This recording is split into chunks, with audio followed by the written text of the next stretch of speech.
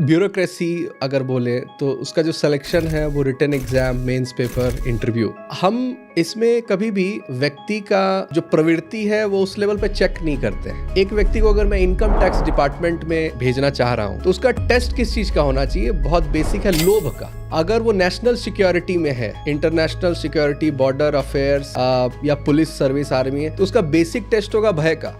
Palace में कहीं sensitive place जहां पर फीमेल्स हैं तो वहां पर किस चीज का टेस्ट होगा? काम का। तो भयोपधा, कामोपधा, है ना, अर्थोपधा, जहां पर न्याय व्यवस्था करनी है, जहां जस्टिस करना है, वहां पर किसकी समझ होनी चाहिए? धर्म की। और उस समय सिलेक्शन कैसे हो रहा है? कैरेक्टर के दम पे भी डिसीजन लेने की कैपेसिटी और एक काइंड ऑफ इंटर्नशिप मॉडल, जैसे बोलते हैं अप्रेंटिसशिप या बोले या इंटर्नशिप मॉडल बोले, कि थोड़ा समय काम देख लिया जाएगा, उसके बाद काम पे रखा जाएगा। ये 15 मिनट का इंटरव्यू कैसे डिसाइड कर सकते हैं? जो हम कहते हैं जर्मनी का पूरा सक्सेस इसी बेसिस पे है कि अप्रेंटिसशिप मॉडल है। डिपार्टमेंट स्पेसिफिक होने से वो प्रायोरिटी ऑर्डर में और बढ़ जाएगा, क्योंकि एक व्यक्ति के अंदर सारे गुण हो नहीं सकते, इसीलिए वो सारे गुणों को एक एक करके नहीं देख रहे हैं, एक मूल गुणों को देख रहे हैं। और सारे गुणों में जो हो जाएगा उसको कहते हैं प्रधानमंत्री बनेगा, राजा के नीचे। तो कहा जाता है कि अगर 50% टेस्ट फेल आप करके तो प्रधानमंत्री आप कभी नहीं बन पाएंगे। इतना भी मेंशन किया हुआ है? बिल्कुल, एक एक गुण जो है, पूरा चैप्टर है अमात्य की जो सिलेक्शन प्रोसेस है, उस पर डिटेल से बात है कि किसमें क्या क्वालिटी चाहिए। ये जानना चाहूंगा, ये साम दाम दंड भेद होती क्या है?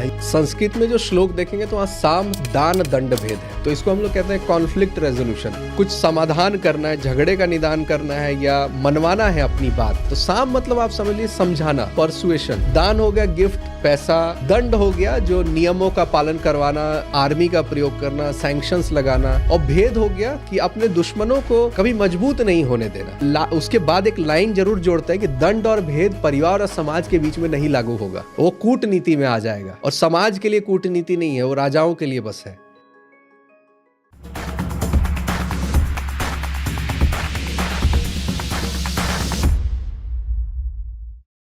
स्वागत है आपका एक और पॉडकास्ट में, वार्तालाप स्टूडियो पर। और हमारे साथ आज हैं रवि सिंह चौधरी जी। रवि सिंह जी एक इंजीनियर हैं। इसके अलावा इन्होंने 4 किताबें लिखी हैं, चाणक्याज इंटेलिजेंस, ऋषि इंटेलिजेंस, इसके अलावा गौ संहिता और एक बुक और कृषि संहिता। आगे के बारे में रवि जी अपने बारे में खुद बताएंगे। रवि जी। जी, पहले तो बहुत बहुत धन्यवाद आपका, आपकी पूरी टीम का, वार्तालाप स्टूडियोज़ का, मुझे आमंत्रित करने के लिए।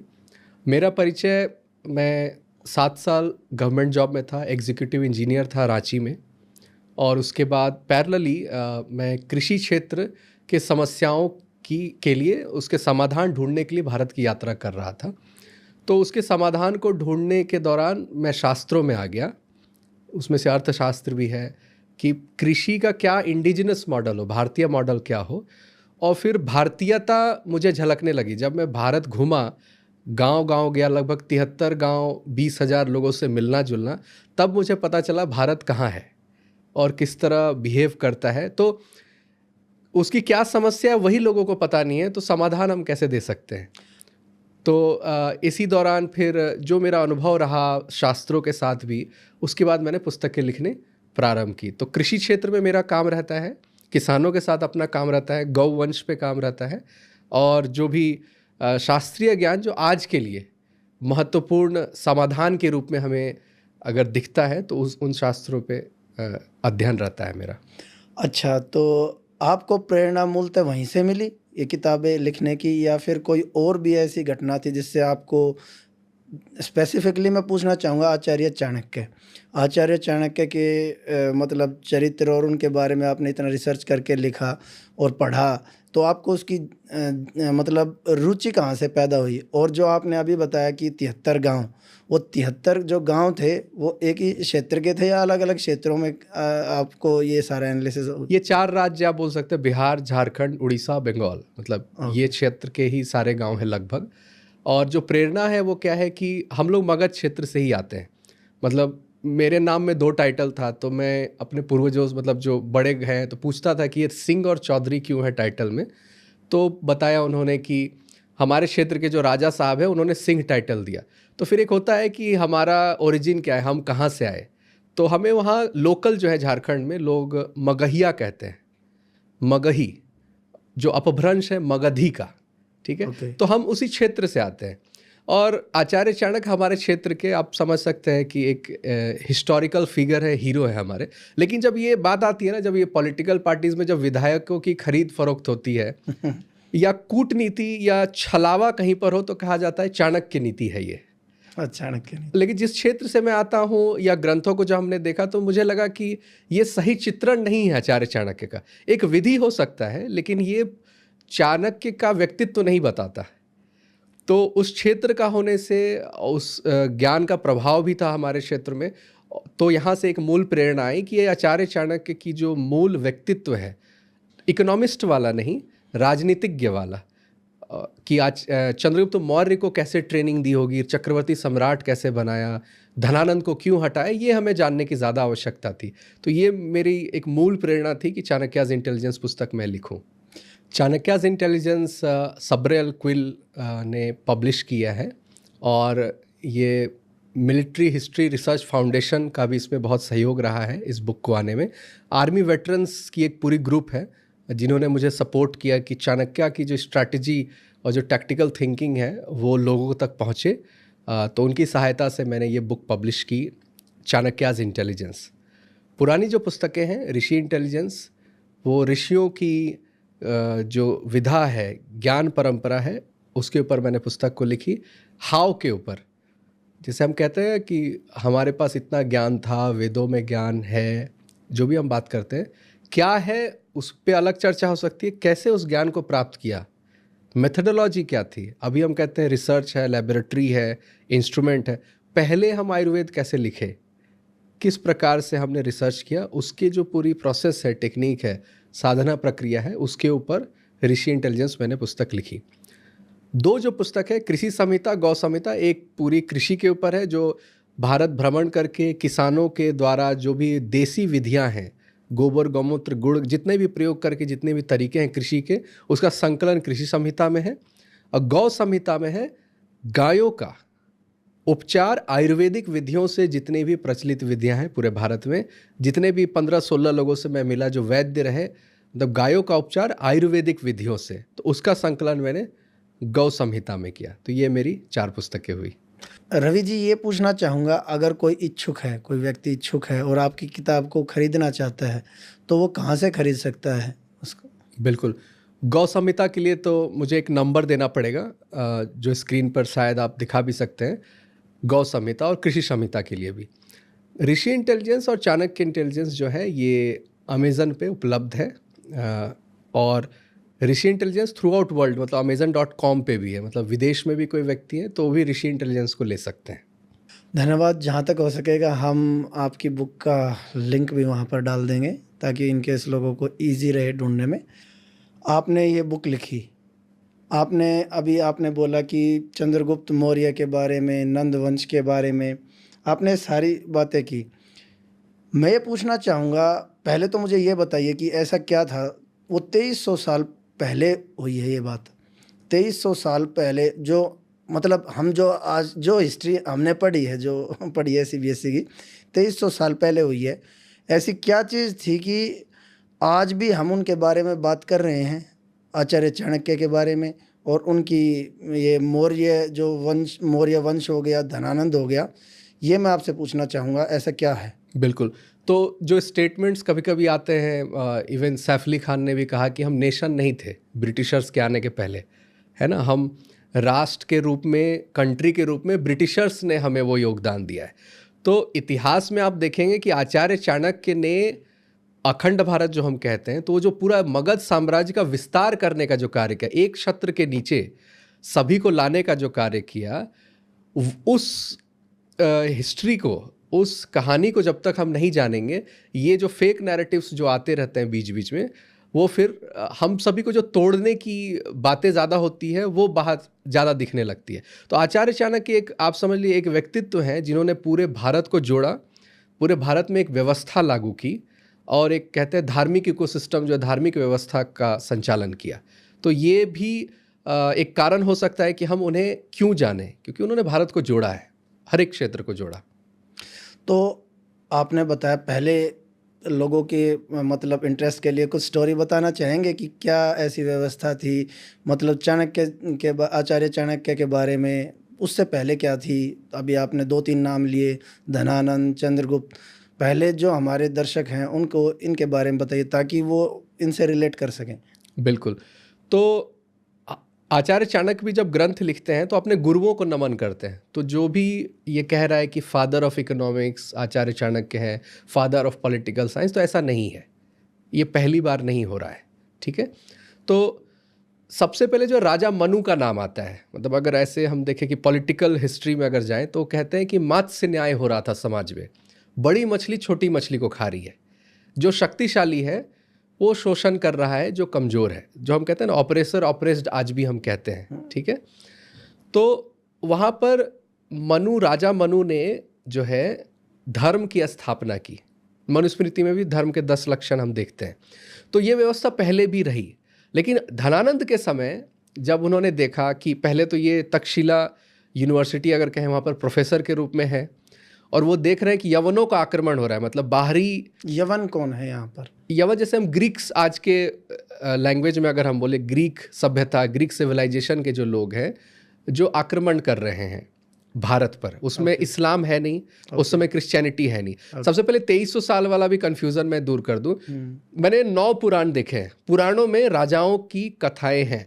हम पुराणों को नकारते हैं क्योंकि उसमें कई कल्पनाएं भी हैं, कहानियां भी हैं, अतिशयोक्ति। हाँ, तो हमें लगता है कि उसे पढ़ना ही नहीं चाहिए। लेकिन ठीक है, उसमें कुछ दोष हो सकता है, त्रुटि हो सकती है, लेकिन उसमें एक जो मूल बात है, राजाओं का वर्णन है, किस समय किस कालखंड में कौन से राजा हैं। तो कलयुग के, कली के 1600वें वर्ष में चंद्रगुप्त मौर्य का नाम आता है, जिसको कन्वर्ट अगर करे तो मोर देन 3000 ईयर होगा वो। ओके।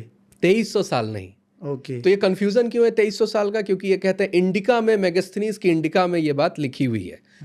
फिर जब एक्चुअल डीप में मैं गया तो पता चला मेगास्थनीज की इंडिका है ही नहीं, बुक ही नहीं है वो। नहीं है। मेगास्थनीज ने कुछ कोटेशंस दिए, मान लीजिए किसी ने कोई 1-2 लाइन कहा, 5 लाइन कहा, 50 जगह पर मेगास्थनीज ने जो कहा उसका कलेक्शन करके इन्होंने कहा कि ये इंडिका है मेगास्थनीज की। तो ये जो हम पर आरोप लगाते हैं कि महाभारत रामायण आपके मिथोलॉजी है, आप एविडेंस दीजिए, तो इनका जो पूरा एविडेंस का जो बेसिस है इंडिका, ग्रीक सिविलाइजेशन, वो पुस्तक ही नहीं है। तो जब वो पुस्तक नहीं है तो एक साइंटिफिक माइंड मेरा कहता है कि वो प्राइमरी एविडेंस नहीं होगा, वो रेफरेंस का रेफरेंस है। तो जब रेफरेंस का रेफरेंस हम लेते हैं तो हमें आप बोल देते हैं कि हम इसे नहीं मानेंगे, प्रमाण नहीं है। और आपने पूरा हमारा जो डेटिंग है, और उसका मूल कारण ये भी है, इस बाइबल में 4000 वर्ष के पहले सृष्टि नहीं है, तो सारी सभ्यताओं का जो टाइमलाइन है उसको 4000 के अंदर करो, तो 2300 बहुत फिट बैठता है। लेकिन इस 2300 के चक्कर में या आदि शंकराचार्य के डेटिंग के चक्कर में आपके विक्रमादित्य, जो शकारी विक्रमादित्य हैं, वो हो जाएंगे काल्पनिक, क्योंकि वो फिट नहीं बैठते। तो कई 100 साल का, 500-600 साल का हिस्ट्री ही पूरा गायब हो गया इस जबरदस्ती के, हम कहते हैं फिटिंग की वजह से। तो 2300 साल नहीं है, इससे कहीं ज़्यादा है। पहली बात तो ये। इंडिका नाम की कई और पुस्तकें हैं, उसके दूसरे ऑथर्स हैं। ओके। तो जब हम इंडिका कहते हैं तो कई दूसरे ऑथर का हम वो बात कह रहे हैं। ओके, ठीक है, मतलब मेगास्थनीज की इंडिका है ही नहीं। ओके। मेगास्थनीज कौन है? मैंने उस पर कोई रिसर्च ही नहीं किया। जब वो व्यक्ति ही पता चला पुस्तक ही नहीं है, तो मैं कह रहा हूँ प्राइमरी सोर्स, अगर मुझे आचार्य चाणक्य के बारे में जानना है तो संस्कृत श्लोकों में जाना होगा। हाँ। वो बेहतर प्राइमरी सोर्स है। जब लिखा गया, जिसने लिखा उसके द्वारा जब हम पढ़ते हैं, वाल्मीकि रामायण आप पढ़ेंगे और रामचरितमानस पढ़ेंगे, तो जब हिस्टोरिकल आप पढ़ेंगे तो आपको वाल्मीकि रामायण पढ़नी चाहिए, और जब भक्ति प्रधान आप होंगे तो ठीक है आप रामचरितमानस पढ़िए। तो उसी प्रकार मुझे लगा कि मेगास्थनीज में मुझे समय देने की अब कोई आवश्यकता नहीं है, क्योंकि अपने ही ग्रंथ इतने सारे हैं, तो इधर पढ़ा जाए। तो हमारे, आपने अभी एक बात कही कि हमारे पुराण के अंदर चंद्रगुप्त के बारे में बताया हुआ है। क्या मौर्य वंश के बारे में पूरा बताया हुआ है। 137 वर्ष तक ये शासन करते हैं, ये लिखा हुआ है। अच्छा। मत्स्य पुराण अगर कहें, ब्रह्मांड पुराण कहे, विष्णु पुराण में भी है। कुछ फैमिली मेंबर्स के नाम आगे पीछे हैं, वो मैंने देखा। मतलब, और ये मैं कहाँ से बता रहा हूँ, पहले कॉन्फ्रेंस हुआ करते थे हिस्ट्री के ऊपर, बड़े बड़े, मतलब ब्रिटिशर्स को जब, मतलब एक्चुअल जब वो सर्वे करते थे भारत का, उस समय उसको प्रोपेगेंडा, उसको तोड़ने की राजनीति, फूट डालो शासन करो की राजनीति में जब नहीं थे, तो एज इट इज़ जो ग्रंथ मिलते थे, जो हिस्ट्री थी, उसको रिकॉर्ड करते थे। तो उस कॉन्फ्रेंस में ये आता था कि मौर्य वंश जो है 137 वर्ष तक शासन करता है। ये 9 पुराण में, सिर्फ एक पुराण नहीं, 9 पुराण में लिखा हुआ है। तो ये काइंड ऑफ एक एविडेंस है। इंपॉर्टेंट बात यह है, कली के 1600वें वर्ष में ये वंश की स्थापना होती है। तो उसको टेक्निकली करें तो 3500 साल आएगा। उसके डेटिंग में मैं नहीं जा रहा हूँ, लेकिन ये जरूर मैं श्योरिटी के साथ कहता हूँ 2300 साल नहीं है। तो फिर ये नंबर कहाँ से आया, ये भी जानना जरूरी है। तो ये सेंड्रोकॉटस वर्ड जो है, इसको इन्होंने चंद्रगुप्त कहा। तो मैंने बंगाल का एक राजा है चंद्रकेतु, एक नाम देखा, तो चंद्रकेतु और चंद्रगुप्त, तो सेंड्रोकॉटस किससे ज़्यादा सिमिलर है सुनने में? चंद्रकेतु से। ठीक है। और ठीक है, पाटलिपुत्र है, तो पाटलिपुत्र लोग भूल जाते हैं बिहार की राजधानी सिर्फ नहीं रही है, और गंगा सिर्फ गंगा नदी नहीं, हुगली भी गंगा नदी है। तो जो वर्णन होता है, तो बंगाल का जो क्षेत्र, मगध क्षेत्र जब विस्तारित रूप में है, तो गंगा बंगाल में भी है, गंगा बिहार में भी है। पाटलिपुत्र बिहार की भी राजधानी है, पाटलिपुत्र एक वृहद मगध की भी राजधानी है। तो कोई कंफ्यूजन नहीं है कि इन्होंने गलत भारतीय राजा को इन्होंने मतलब हिस्टोरिकली जोड़ा, ठीक है, और इसलिए वो डेटिंग जो है आपकी मिसमैच हो गई। हमारे पुराण क्या कहते हैं चंद्रगुप्त के बारे में? ये तो आपने बता दिया कि मतलब उनकी टाइमलाइन कब से कब तक राज किया, ये मेंशन है। इसके अलावा क्या बताते हैं हमारे पुराण उनके बारे में कुछ?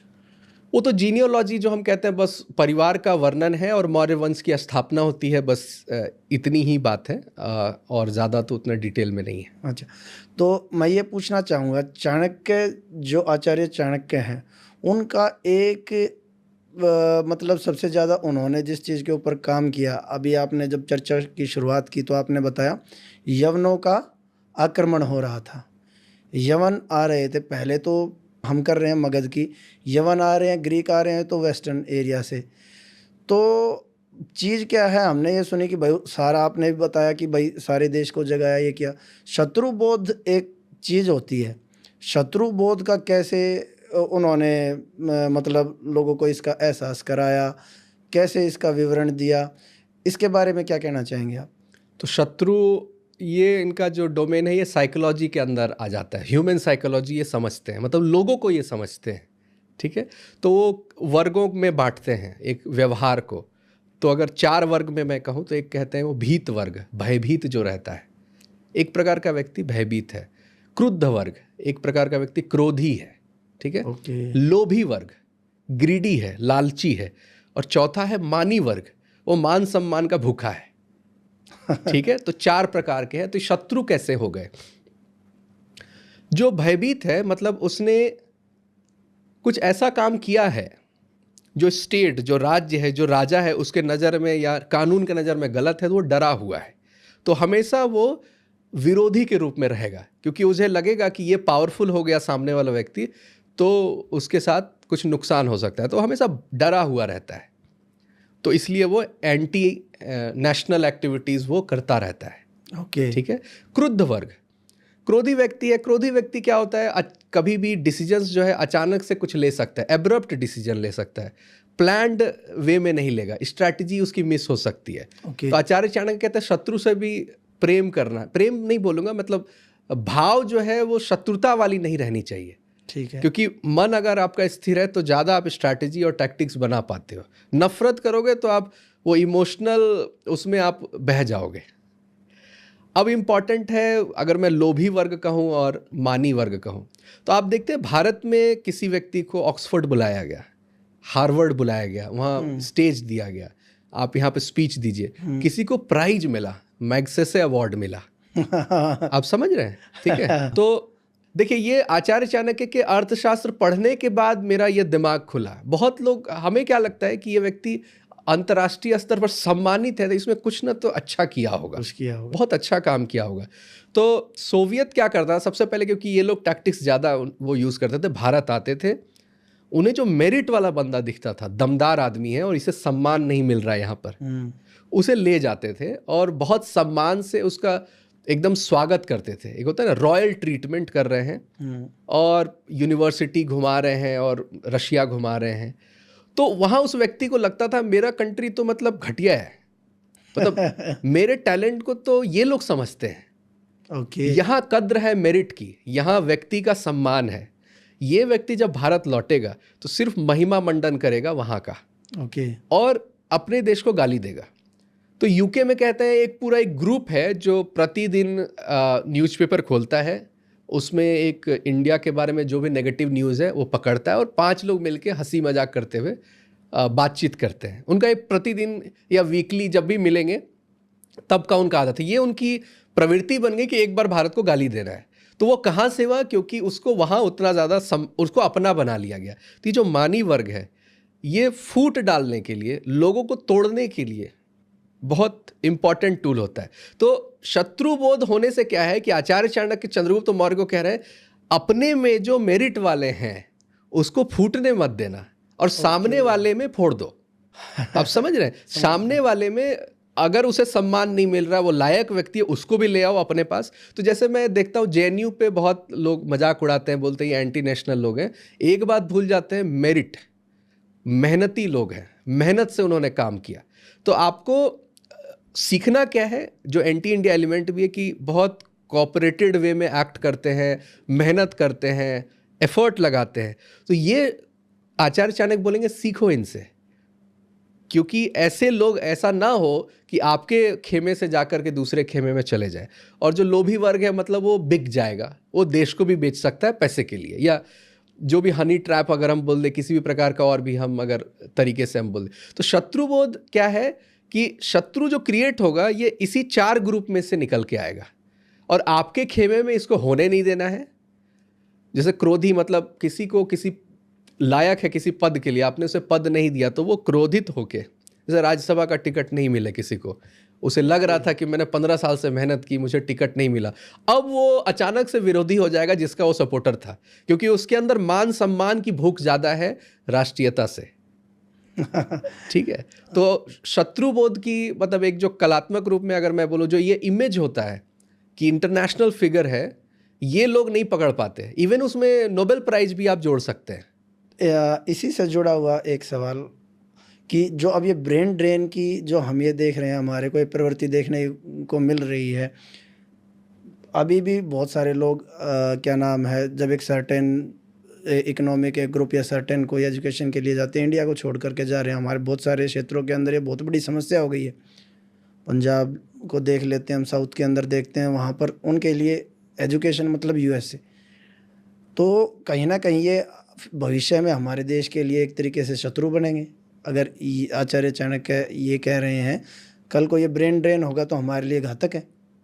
अगर घातक नहीं भी हो तो उनका जुड़ाव नहीं होगा ना यहाँ से, क्योंकि जो भी मिला उन्हें दूसरे, जैसे बहुत लोग सीईओ कौन है इंडिया वर्ल्ड की कंपनी में, तो बहुत हम लोग गर्व महसूस करने लगते हैं, लेकिन ये भूल जाते हैं कि वो सीईओ बने तो दूसरी धरती पर बने हैं, क्योंकि उसकी मेरिट को, उनकी मेरिट को वहाँ के लोगों ने पहचाना। यूएस ग्रो भी इसलिए किया क्योंकि दुनिया के बेस्ट टैलेंट को उसने जगह दी वहाँ पर, है ना। वही ग्रोथ का वही कारण है। ह्यूमन रिसोर्स जो है बहुत इंपॉर्टेंट होता है कि आप अपने अच्छे लोगों को उसका जो सही पद और सम्मान है और सही कार्य उसको देते हैं तो वो रहते हैं। तो ज़रूरी नहीं कि वो भारत के दुश्मन हो जाए जो बाहर जा रहे हैं, लेकिन एक जो लगाव है यहाँ पर रह के, यहाँ की समस्याओं के बीच में रह के वो ज़्यादा रहता है। ये भी हो सकता है कि वो रिटर्न होके वहाँ के जो टेक्नोलॉजी है, नॉलेज है, उसको भी लाएं भारत, लेकिन वो तब आएंगे जब यहाँ उनको उस चीज़ का मौका मिलेगा। अच्छा, तो अब मैं ये पूछना चाह रहा हूँ कि जैसे कि अब तो एक सर्टेन प्रोसेस है, अभी आजकल हम देखते हैं कि भाई आईएएस है और सारे एडमिनिस्ट्रेटिव मतलब एडमिनिस्ट्रेटिव वो एग्जामिनेशन चलते हैं। इसके अलावा जो बाहर भी जाते हैं सर्टेन एक प्रक्रिया के द्वारा ही जाते हैं, जो अगर कहीं पर एडमिनिस्ट्रेशन लेते हैं, तो क्या उस दौरान भी इस तरीके की कोई प्रक्रिया थी? मैं आचार्य चाणक्य के समय की बात कर रहा हूँ, या फिर वहाँ पर भी ऐसा होता था कि राजा को जो पसंद आ गया उनको चुन लिया? उस वक्त क्या प्रक्रिया होती है, क्या इसके बारे में कहीं कोई वर्णन है? बिल्कुल। तो अभी ब्यूरोक्रेसी अगर बोले तो उसका जो सिलेक्शन है वो written exam, mains paper, interview हम जो कह रहे हैं, तो हम इसमें कभी भी व्यक्ति का जो प्रवृत्ति है वो उस लेवल पे चेक नहीं करते हैं। प्रवृत्ति कहने का मतलब है, भारत में हम पुरुषार्थ के नाम से जानते हैं, धर्म, अर्थ, काम और मोक्ष, ये पुरुषार्थ के रूप में हम जानते हैं। तो जैसे एक व्यक्ति को अगर मैं इनकम टैक्स डिपार्टमेंट में भेजना चाह रहा हूँ तो उसका टेस्ट किस चीज़ का होना चाहिए? बहुत बेसिक है, लोभ का। ओके। अगर वो नेशनल सिक्योरिटी में है, इंटरनेशनल सिक्योरिटी, बॉर्डर अफेयर्स या पुलिस सर्विस, आर्मी है, तो उसका बेसिक टेस्ट होगा भय का। इस चीज़ पे तो काम ही नहीं होता। और पैलेस में कहीं सेंसिटिव प्लेस जहाँ पर फीमेल्स हैं तो वहाँ पर किस चीज़ का टेस्ट होगा? काम का। तो भयोपधा, कामोपधा, है ना, अर्थोपधा, और जहाँ पर न्याय व्यवस्था करनी है, जहाँ जस्टिस करना है, न्यायालय, वहाँ पर किसकी समझ होनी चाहिए? धर्म की। क्या सही है, क्या गलत है, ये तौलने की कैपेसिटी आपके अंदर होनी चाहिए। तो वहाँ पर होगा धर्मोपधा। तो 4 प्रकार के टेस्ट हो गए। तो ठीक है, आप रिटर्न दे के आइए, वो ठीक है, बट ये कैरेक्टर टेस्ट जो है, जो अभी कैरेक्टर सर्टिफिकेट लाया जाता है कि आप गांव से लिखवा लीजिए, पुलिस स्टेशन से लिखवा लीजिए, यूनिवर्सिटी से ले, एक पेपर के दम पर वो व्यक्ति आगे बढ़ जाता है। यही है तरीका। वहाँ पर क्या है कि वो इस तरह ऑर्गेनाइज करवाते थे टेस्ट कि उस चीज़ का वो टेस्ट, जैसे कि अचानक से कोई क्राइसिस वाला सिचुएशन देते थे कि एक व्यक्ति को भय का अगर टेस्ट करना है तो ऐसा सिचुएशन क्रिएट किया जाए तो डर जाए सभी। उस समय वो व्यक्ति क्या करता है, क्या डिसीजन लेता है, उससे वो टेस्ट पास करेगा तब वो प्रमोट होगा या उस पद के लिए लायक माना जाएगा। और उसके बाद अभी एक और टेस्ट, मैं जब बखान करा था, मेरे एक मित्र हैं यूएस में, तो मैंने बोला कि एक टेस्ट की प्रोसेस है, तो बोला ये तो यूएस ऐसे करता ही है। पुलिस का जो रिक्रूटमेंट है या इन चारों जो गतिविधियां अगर मैं देखूं तो उसमें है कि बचपन से लेके उसका पूरा चेक होगा, उसके पड़ोसी, उसका पहला टीचर, स्कूल, कॉलेज, मित्र, रिश्तेदार, जो भी, जितने भी लोगों से उसने इंटरेक्ट किया है बचपन से, सब जगह से एक 360 डिग्री फीडबैक लिया जाएगा। ओके। कंप्लीट एक होता है ना बैकग्राउंड चेक, वो प्रॉपर बैकग्राउंड चेक होगा, और उसके बाद जो है वो डेप्यूट होगा जहाँ पर भी हम दे रहे। तो सिर्फ मेमोरी टेस्ट नहीं है या सिर्फ अच्छा आंसर देना, क्योंकि देखिए आप यहाँ कॉम्पीट कर रहे हैं अपने नॉलेज के दम पे, जो भी अभी के एडमिनिस्ट्रेटिव सर्विस की हम बात करते हैं। और उस समय सिलेक्शन कैसे हो रहा है? कैरेक्टर के दम पे भी, डिसीजन लेने की कैपेसिटी, और एक काइंड ऑफ इंटर्नशिप मॉडल जैसे बोलते हैं ना, अप्रेंटिसशिप या बोले या इंटर्नशिप मॉडल बोले, कि थोड़ा समय काम देख लिया जाएगा, उसके बाद काम पे रखा जाएगा। ये 15 मिनट का इंटरव्यू कैसे डिसाइड कर सकता है? तो जो हम कहते हैं जर्मनी का पूरा सक्सेस इसी बेसिस पे है कि अप्रेंटिसशिप मॉडल है। बच्चा काम करेगा, काम के दम पर जज किया जाएगा कि इसको इस नौकरी में रखा जाए कि नहीं रखा जाए। 15 मिनट के इंटरव्यू से नहीं होगा। ओके।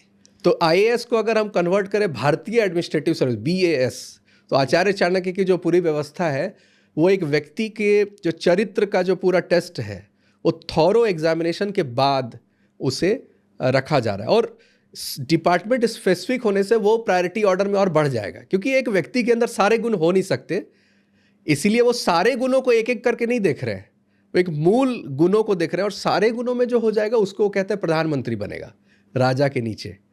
मतलब एक पूरा सेट ऑफ गुण है। अगर बोले कि वो अच्छा वक्ता है, डिसीजन लेता है, अच्छा सौम्य है, मित्रता करने में आगे है, सबको लेकर साथ चलता है ना, सलाहकारों को ध्यान से सुनता है, समझता है। मान लीजिए कई गुणों पर हम बोले तो कहा जाता है कि अगर 50% टेस्ट फेल आप कर गए तो प्रधानमंत्री आप कभी नहीं बन पाएंगे। मतलब इस 50% पार करना पड़ेगा। मतलब ये 12-13 गुण जो भी है, ये व्यवस्था भी उस दौरान बताई गई थी, इतना भी मेंशन किया हुआ है। बिल्कुल, एक एक गुण जो है, पूरा चैप्टर है अमात्य की जो सिलेक्शन प्रोसेस है, उस पर डिटेल से बात है कि किसमें क्या क्वालिटी चाहिए। आजकल हम देखते हैं कि जैसे सबसे बड़ी आपने बात की शुरुआत की, लोभ, ये सबसे बड़ा खतरा हो गया है। जैसे जो भी हम जॉब के अंदर देखते हैं, भ्रष्टाचार हो गया, ये हो गया। लेकिन और क्या क्या ऐसे गुण होते हैं जो लोगों को जानने चाहिए कि किस तरीके से टेस्ट किया जाए? क्या क्या ऐसे गुण हैं? जैसे करप्शन पे पूरा एक चैप्टर, 40 टाइप्स के कैटेगरी उन्होंने करप्शन की बांटी है। ओके। तो ये ना वो होने दे रहे हैं, ना जो पद पे बैठा है उसको भी इसकी क्योंकि जानकारी है तभी वो होने नहीं दे रहा है। तो पूरा क्लैरिकल करप्शन जो होता है, जो मेजरमेंट में एरर, टाइमिंग में एरर, पहले चढ़ा देना बाद में चढ़ाना, है ना, वेट में फॉल्स, पूरा तो जो पूरा मेथडोलॉजी है कि जहाँ जहाँ धोखाधड़ी हो सकती है उसकी पूरी कैटेगरी उन्होंने डिफाइन कर दी है। ठीक है, तो उस हिसाब से भी ये आप समझ लिए कि चीज़ों को, मतलब ये 3000 साल पहले की भी बात करें, जब भी बात हो रही है, मतलब ये वो राम राज्य नहीं है, वो भी ये बात को समझना बहुत ज़रूरी है। मतलब आचार्य चाणक्य कलयुग में है, इस बात को समझना बहुत आवश्यक है। तो उस समय मिक्स ऑफ पीपल हैं, अच्छे भी हैं, बुरे भी हैं, बहुत बुरे भी हैं, बहुत अच्छे भी हैं। तो गवर्नेंस जो कहते हैं, आचार्य चाणक्य ने ना जो लिखा है वो गवर्नेंस के ऊपर लिखा है कि ये पूरे समाज में हर व्यक्ति को कैसे उससे हम मैक्सिमम यूटिलाइज हम कर पाएँ और प्रॉस्पेरिटी, सुख जो है वो समाज में कैसे आए। तो करप्ट व्यक्ति, जैसे हम कहें ना, वो कहते हैं कि ये करप्ट अधिकारी, तो निकालते नहीं थे उसे। क्या करते थे मैं बताता हूँ, बोलते थे फॉरेस्ट डिपार्टमेंट इसे भेज दो या माइंस डिपार्टमेंट भेज दो। तो मैं झारखंड से आता हूँ तो मुझे ये बात हंसी आई कि ये दोनों तो हमारे पास है, ये दोनों कमाई तो की मतलब हाँ, तो करप्ट ऑब्वियसली आचार्य चाणक्य कह रहे हैं कि करप्ट वाले को वहां भेज दो। उनका सेंस ये था कि समाज से दूर भेज दो। ओके, ठीक है, वो क्योंकि करप्ट व्यक्ति के दूसरे गुण हो सकते हैं, उसमें हिम्मत हो सकता है, साहस हो सकता है, करेज हो सकता है, क्योंकि जो हम कहते हैं माइंड से तो माफियाओं का जगह होगा, तो वहां पर अधिकारी चाहिए जो डरे ना, उनका सामना कर पाए। तो एक गुण है उसमें, एक गुण नहीं है। तो आप समझ रहे हैं, हर व्यक्ति में इम्परफेक्शन होता है, कमियां होती हैं, उसको समझते हुए आचार्य चाणक्य डिप्यूट कर रहे, संस्कार सुधार की बात नहीं कर रहे हैं। वो सिर्फ राजा और सलाहकार जो मेन गवर्निंग बॉडी है उसमें वो क्राइटेरिया होगी, समाज के लिए वो दंड होगा बस, कि तुम ठीक है, तुम्हारी प्रवृत्ति करोगे तो तुम भोगोगे। दंड की व्यवस्था बनाई। तो न्याय व्यवस्था इसलिए होती है कि व्यक्ति में हो प्रवृत्ति चोरी की, लेकिन वो ना करे दंड के डर से। ओके, है ना। अच्छा, तो मैं ये जानना चाहूँगा, एक हमारे को बहुत एक चीज़ सुनने को मिलती है, साम दाम दंड भेद, जो आचार्य चाणक्य की ये नीतियाँ हैं। ये जानना चाहूँगा, ये साम दाम दंड भेद होती क्या है? ये सुन तो हमने भी ली, न्यूज़ में और सीरियल्स में हर जगह सुनता है, लेकिन पता किसी को भी नहीं है ये होती क्या है। संस्कृत में जो श्लोक देखेंगे तो वहाँ साम दान दंड भेद है। दान जो हम दान करते हैं, वो देते हैं जो लोगों को, दाम से थोड़ा बेहतर शब्द है दान। किसी को हम खरीद रहे हैं तो हम कहते हैं इसका हम दाम लगाएंगे, और दान होता है कि हम एक गिफ्ट के रूप में कुछ दे रहे हैं। ठीक है, तो इन्होंने कहा साम दान दंड भेद, तो इसको हम लोग कहते हैं कॉन्फ्लिक्ट रेजोल्यूशन। कुछ समाधान करना है, झगड़े का निदान करना है, या मनवाना है अपनी बात, किसी से काम करवाना है जो हम चाहते हैं। तो गवर्नेंस क्या होता है, वो एक रूल को समाज पे लाना चाहता है। तो साम मतलब आप समझ लीजिए समझाना, परसुएशन। ठीक है, दान हो गया गिफ्ट, पैसा, उसे सम्मान देना, अवार्ड देना, उसे पद देना, आप समझ सकते हैं। दंड हो गया जो नियमों का पालन करवाना, आर्मी का प्रयोग करना, सैंक्शंस लगाना, ये मतलब बॉर्डर और दूसरे देशों के बीच में ज़्यादा आपको दिखता है। और भेद हो गया कि अपने दुश्मनों को कभी मजबूत नहीं होने देना, तो उनको हमेशा अलग रखना। और ये उसके बाद एक लाइन जरूर जोड़ता है कि दंड और भेद परिवार और समाज के बीच में नहीं लागू होगा, स्ट्रिक्ट है ये। अच्छा, साम और अगर भाइयों में झगड़ा है, परिवारों के बीच में डिस्प्यूट है, गांवों के बीच में, तो साम और दान, दंड और भेद का प्रयोग नहीं होगा, वो कूटनीति में आ जाएगा। और समाज के लिए कूटनीति नहीं है, वो राजाओं के लिए बस है, अपने राज्य की प्रॉस्पेरिटी, समृद्धि, योगक्षेम के लिए वो प्रयोग करना है। समाज में आपस में लोग ना करने लगे, ये लिखते अलग से उन्होंने लिखा दंड और भेद। तो अब डिटेल में अगर मैं जाऊं, साम में है समझाते कैसे हैं, तो उसमें सबसे पहला लिखते हैं वो गुण संकीर्तनम। जब आप किसी व्यक्ति से मिलते हैं तो उसको उसके गुणों की प्रशंसा कीजिए। उसका अति अगर हम बोले एक तो वहाँ पर वो हो जाएगा चाटुकारिता, फ्लैटरी। लेकिन एक मूल स्तर पे कोई व्यक्ति मिला तो उसके फिजिक की तारीफ कर दी, कपड़े की तारीफ कर दी, उसके व्यवहार की तारीफ कर दी। एक सामान्य व्यक्ति जो मिला है उसे अच्छा लगे, कंफर्टेबल हो, सीधे विषय पर नहीं आ जाना है। उसके बाद आता है कि वहाँ पर वो आप समझ लीजिए कि जो उनका कॉमन कोई पॉइंट होगा, कॉमन ग्राउंड, उस पे बात करना। कॉलेज कौन सा है, ग्राम कौन सा है, कुल कौन सा है, गोत्र कौन सा है, क्षेत्र कौन सा है, भाषा क्या है, बोली क्या, एक कुछ ढूंढ लेना। जैसे लोग करते हैं, भाषा से पकड़ लेते हैं किस क्षेत्र से कौन है ना। तो ये दूसरा स्टेप हुआ। तीसरा है परस्पर उपकार जो है, मतलब मेरे वजह से आपको बेनिफिट हुआ था, आपके वजह से मुझे बेनिफिट हुआ। कुछ पुरानी कोई बातें हैं उसको याद दिलवाना, रिकॉल करवाना।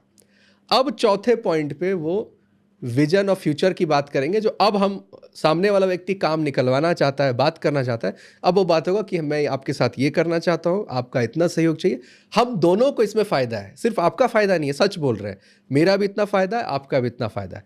और लास्ट में ये कहते हैं आप ही सर्वे सब है, आप ही माई बाप है, आप ही जो करिएगा सो करेगा। हम मतलब एक है कि ओनरशिप लिटरली बोल के दे रहे हैं, भले करते समय जो भी व्यवहार हो, लेकिन उस समय सामने वाले को एकदम राजा बना देना है। तो ये साम है। ओके। जब नेगोशिएशन करते हैं, ठीक है, चाहे सेल्स कर रहे हैं, दो देशों के बीच में समझौता की बात हो रही है ना, कहीं झगड़े का भी निदान करना है, तो साम से प्रयास प्रारंभ किया जाता है। अगर साम से हो गया तो दान दंड भेद करना ही नहीं। दान में तो पैसे लगेंगे ना, रिसोर्सेस लगेंगे। साम तो बातों से हो गया, तो साम से प्रारंभ करते हैं, ठीक है। और दान और दंड और भेद, इनमें क्या वो होते हैं, मतलब इनके बारे में भी थोड़ा बताइए। बिल्कुल। तो दान तो जो भी पुरस्कार स्वरूप हो गया, पैसे स्वरूप हो गया, किसी को गिफ्ट कर दिया गया, कुछ किसी को प्रॉमिस कर दिया गया, फ्यूचर प्रॉमिस कि आप ये काम करोगे तो भविष्य में मैं आपका मतलब दान जो है टेक्निकली जो गिफ्टिंग जो होता है, ठीक है। ओके। साम में हो गया परसुएशन, समझाना। दंड हो गया वो नियमों का पालन करना। जैसे झगड़ा होता है तो फिर केस मुकदमा सब होता है, एक वो पक्ष भी बोल सकते हैं, लेकिन एक स्टेट क्या करता है, वो नियमों को अप्लाई करवाता है। आप पासपोर्ट के बिना जा नहीं सकते, इमिग्रेशन फैसिलिटी होती है, कई नियमों को पालन करना होता है। किसी को सैंक्शन हम कर दे, जैसे अभी है कि बांग्लादेश से अभी कोई नहीं आ पाएगा, ये सब दंड में आएगा। पनिशमेंट नहीं है, लेकिन इनडायरेक्टली एक काइंड ऑफ पनिशमेंट है कि वो हॉस्पिटल के लिए आते थे भारत, लेकिन आपने इतनी अशांति मचाई है, तो अब जो है हम एक सैंक्शन लगाएंगे, एक रोक लगाएंगे। तो ये एक राजनीति में एक नीति है, ठीक है। कई नेताओं का, जैसे नरेंद्र मोदी जी को भी शायद कई वर्षों तक यूएस का वीज़ा नहीं मिलता था, तो ये वहाँ का दंड नीति हो गया नरेंद्र मोदी जी के खिलाफ।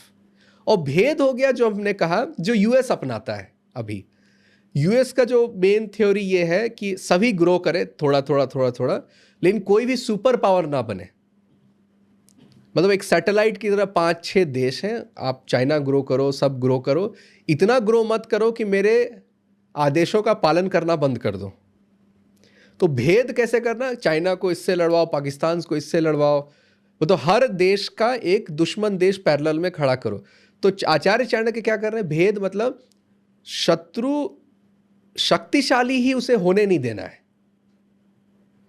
उस पे कार्य करना भेद हो जाएगा। तो इसमें जो 4 वर्ग मैंने बताया ना, भीत वर्ग, क्रुद्ध वर्ग, लोभी वर्ग, मानी वर्ग, ये ढूंढते रहना है बाकी शत्रु देश में, और ऐसे व्यक्ति को अपनाते, उसको मतलब स्पाई के रूप में आपने उन्हें कन्वर्ट कर दिया, इन्फॉर्मेंट के रूप में कन्वर्ट कर दिया, जिस भी रूप में एस्पियोनेज जो करते हैं वो कर दिया। तो ये भारत अपने क्षेत्र में होने नहीं देना, उसको संभाल के रखना, और सामने वाले देश में, तो ये सब भेद के अंदर ये आपका पूरा ये आ जाएगा। अब इसमें चाहे विष कन्या का प्रयोग हो, स्पाइज हो, जो असैसिन्स होते हैं, सब भेद के अंदर पूरा आ जाएगा ये। अच्छा, 2 सवाल यहाँ पर उठते हैं, शुरुआत करते हैं यहाँ से। अभी आपने बात की यूएस से क्या कर रहा है, हम एक तरीके से बांग्लादेश के ऊपर अभी हमने रोक लगा दी है। क्या विदेशी, जैसे ये अमेरिका की बात कर लेते हैं, विदेशी, क्या आपको ऐसा नहीं लगता कि ये हमसे ही सीख करके इतिहास से हमारे ऊपर ही उन्हीं विद्याओं का प्रयोग कर रहे हैं? नहीं, भेद में ये इतिहास से कुछ ज़्यादा ही सीखे हैं। मतलब हम इतना भेद का प्रयोग नहीं करते थे, ये क्योंकि भेद या युद्ध जो है वो पहले बॉर्डर की हुआ करती थी, आर्मीज़ के बीच में हुआ करती, सेनाओं के बीच में। अभी जो भेद है वो आपके समाज को ही परिवर्तित कर देंगे। तो जो कार्ल मार्क्स है, उनके एक शिष्य थे ग्रैम्सी, तो ग्रैम्सी ने कहा कि पावर स्टेट के पास नहीं होता है, पावर हेजेमनी में लाई करता है। हेजेमनी क्या होता है? सरकार कुछ बदलाव लाना चाहती हो अगर, और समाज उसको होने ना दे किसी विचार के दम पे, किसी विचारधारा के दम पे, तो वो विचार शक्ति है। ठीक है, तो हम क्या कहते हैं कि हमारा जो आधार रहा है वो रहा है मंदिर, गुरुकुल और कुटुंब, परिवार, 3। ठीक है, मंदिर, गुरुकुल और कुटुंब। गुरुकुल उस रूप में नहीं है क्योंकि वो व्यवस्था है वो वेस्टर्न एजुकेशन की पूरी है, पब्लिक स्कूल की जो है।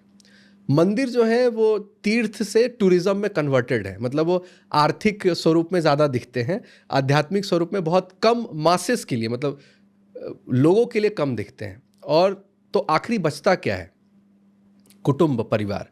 तो कुछ लोग जो कहते हैं ना कि कुछ तो बात है, हस्ती मिटती नहीं हमारी, तो कुछ तो बात है उसमें, यही बात है आपका परिवार, कुटुंब और जो हम बात कर रहे हैं मंदिर और गुरुकुल।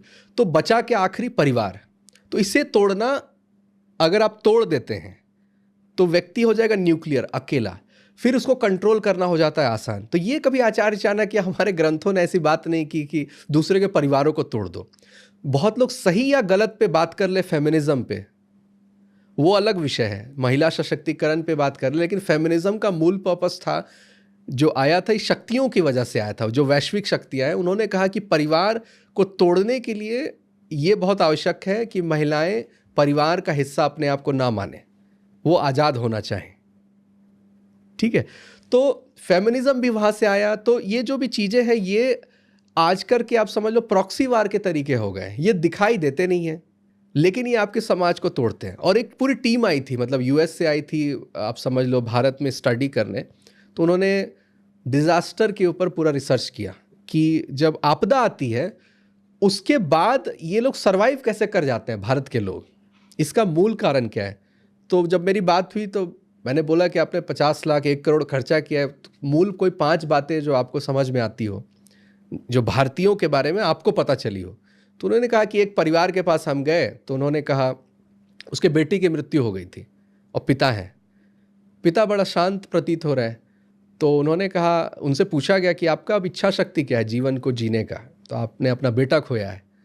तो उन्होंने कहा कि हम भगवत गीता पढ़ते आए हैं बचपन से, वहाँ पर समत्व की बात हुई है, समता, ना बहुत ज़्यादा दुखी हो जाना, ना बहुत ज़्यादा सुखी, मतलब एक एक्सटेसी में चले जाना एकदम। तो समता का जीवन है। और सुना है कि आत्मा कभी मरती नहीं है, कहीं वो जन्म ले ही लेगा। मतलब एक लगता है जैसे कोई विदेश गया हो बच्चा, कई सालों से बात नहीं हुई हो। तो जब ये उसने सुना तो उसने नोट डाउन किया, जो बाहर से आए थे उन्होंने लिखा स्पिरिचुअल वैल्यूज़, आध्यात्मिक जो सिद्धांत है, उसके आधार पर ये व्यक्ति अपने आप को संभाले हुए। एक दूसरे जगह गए, दूसरे परिवार, तो वहाँ पर पूरा परिवार मतलब की मृत्यु हो चुकी थी, बस वो स्त्री जो लेडी है वो बची थी। ठीक है, तो उसने कहा कि हमारे पिताजी ने इस पूरे कॉलोनी, उस एरिया में मदद की थी कई लोगों की। तो पूरे सभी लोगों ने, मतलब जो 50-60 परिवार, सभी ने मिल के मुझे संभाला, मेरी स्थिति को संभाला। तो उन्होंने लिखा सोशल वैल्यू, सामाजिक वैल्यू।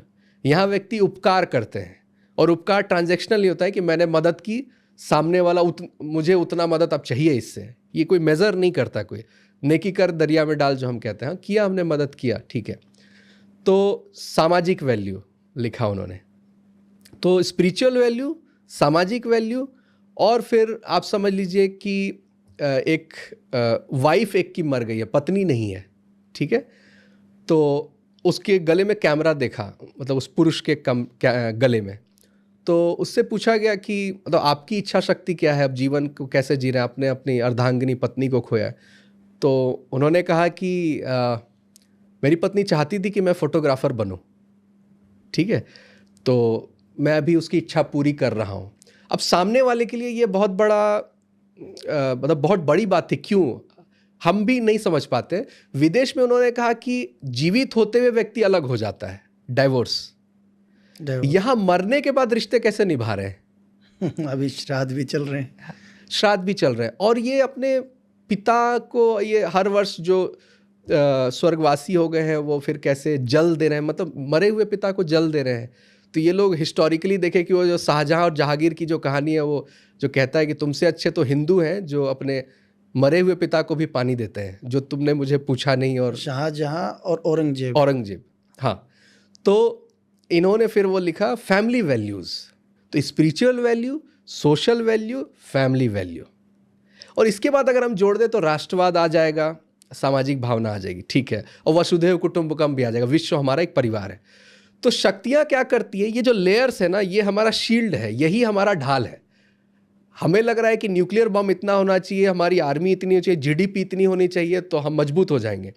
तो भाई भारत क्यों नहीं बर्बाद हुआ? उसका मूल कारण था कि ये जो वैल्यूज़ है ये हजारों साल तक टिकी हुई थी। तो आखिरी ढाल क्या बचा है? परिवारों को तोड़ना, क्योंकि स्कूल सिखानी राष्ट्रीयता भावना सिखाती नहीं है, समाज में सब अपने व्यस्त हैं अपने अर्निंग आय के लिए, तो संस्कार कहाँ से आएंगे? परंपराओं से, और परंपरा का वहन कौन करेगा? परिवार। तो परिवार जैसे ही टूटेगा, मतलब दादा दादी नहीं है, माता पिता दोनों वर्किंग है, तो बच्चे में संस्कार आएंगे कहाँ से? सोशल मीडिया से। और सोशल मीडिया में रील्स है, तो वहाँ पर ये कहते हैं कंपल्शन लूपिंग, मतलब एडिक्शन उनका मेन पैरामीटर होता है। ओके। आदत लगवाना। तो बच्चों में मतलब इनपुट जो मिलेगा वही ये सोसाइटी बनेगी। तो इनको पहले से पता है कि जो आखिरी ढाल है वो है परिवार, इसको तोड़ दो, चाहे उसमें फेमिनिज्म लाना हो, चाहे उसमें कई भी मुद्दे लाने हो। तो युद्ध अब इस स्तर पे होते हैं, युद्ध अब ग्राउंड्स पे और हवाओं में नहीं होते हैं, वो संस्कारों को तोड़ने पे अब युद्ध हो रहे हैं। तो जो लोग ये भी प्रश्न करते हैं ना, कल्चर और संस्कार में क्या मतलब क्या फ़ायदा, हम इतने संस्कारों की बात करते हैं, कल्चर की बात करते हैं, तो आप समझ लीजिए कलयुग में ये ढाल है आपका जो एग्जिस्टेंस है, आपका जो वजूद जो हम कहते हैं, उसको पूरा बचाने में ये सहायक है। और जहाँ ये नहीं थी वहाँ कहते हैं कि लोग जॉम्बी हो चुके हैं, मतलब ड्रग एडिक्ट जो होते हैं, नशे में जो धुतते हैं, जिन्हें समझ नहीं आ रहा जीवन के साथ क्या करें, डिप्रेशन, ये सारा इशू तब होता है जब ये शील्ड टूटता है, जब आपके पास कोई ना हो बात करने वाला, मित्र ना हो, तब ये अवसाद आते हैं। और अवसाद फिर एक अलग बिजनेस है। तो आप समझ रहे हैं कि युद्ध अब इस स्तर पे होता है जो शास्त्रों में नहीं है। तो ये उससे कहीं ज़्यादा आगे जा चुके हैं, तोड़ने की जो भी प्रक्रिया है उस पर। अब ये बहुत मतलब रोचक बात है जो आपने अभी बताई, बहुत मतलब इंटरेस्टिंग मैं बोलना चाहूँगा। चीज़ ये है कि ये बातें उस दौरान, ये मतलब समाज भी इस तरीका था, ये उस टाइम पे आइडेंटिफाई कर ली गई और मेंशन भी की गई। लेकिन अभी चर्चा के दौरान ही बात हुई कुछ गुण होने चाहिए थे, कि राजा के अंदर कुछ गुण, प्रधानमंत्री के अंदर कुछ गुण होने चाहिए। हम ये देखते हैं कि जो चंद्रगुप्त है वो ना तो किसी मतलब ऐसी फैमिली से आता है कि उसको ज़्यादा अलग से एक फेवरेबल चीज़ मिली हो या फेवरेबल टाइम हो। चंद्रगुप्त को कैसे तैयार किया गया होगा? ऐसी कौन सी ऐसी चीज़ थी कि वो एक ऐसा राज्य बना दिया, पूरे इंडिया को यूनाइट कर दिया, और वो एक आपने बताया 137 साल तक चलता है वो। ऐसी मतलब बिना किसी एजुकेशन सिस्टम के बिना इसके तो ये हो नहीं सकता है। बिल्कुल। ऐसी क्या चीज़ दे दी गई भाई कि इतने दिन तक टिका रहा ये? विद्या चतुष्टय हम कहते हैं, 4 विद्याएं उन्होंने सिखाई बच्चे चंद्रगुप्त को। तो उसमें पहली है आन्वीक्षकी, दूसरा है त्रयी, तीसरा वार्ता, चौथी दंड नीति। और ये सीक्वेंस में है, आप इस तरह समझ सकते हैं कि दंड नीति सबसे अंत में बतानी है, ठीक है। गलत व्यक्ति के हाथ में तलवार चला जाए तो तलवार दो धारी हम शब्द प्रयोग करते हैं, तो वो खतरनाक भी हो जाएगा, या भगवत गीता में हम जाए तो हमारा शत्रु भी हमारा बुद्धि और मन है और हमारा मित्र भी बुद्धि और मन है। तो दंड नीति सबसे अंत में। स्टार्ट प्रारंभ कहाँ से हो रहा है? आन्वीक्षकी, वो दर्शन शास्त्र है। तो सबसे पहले वो कह रहे हैं कि सांख्य, योग और लोकायत।